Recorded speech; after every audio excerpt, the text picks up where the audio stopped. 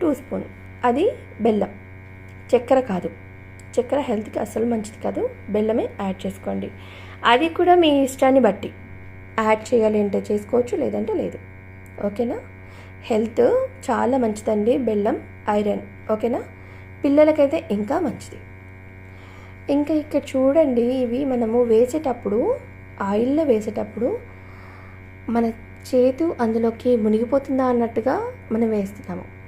చిట్టి చిట్టి గారెలు అన్నమాట. ఇంత చిన్న చిన్నగా వేసుకుంటారు చాలామందికి, అలా ఇష్టం. కాకపోతే కొద్దిమందికి ఇలా ఇష్టం. ఎలా ఇష్టమైనా పర్లేదండి.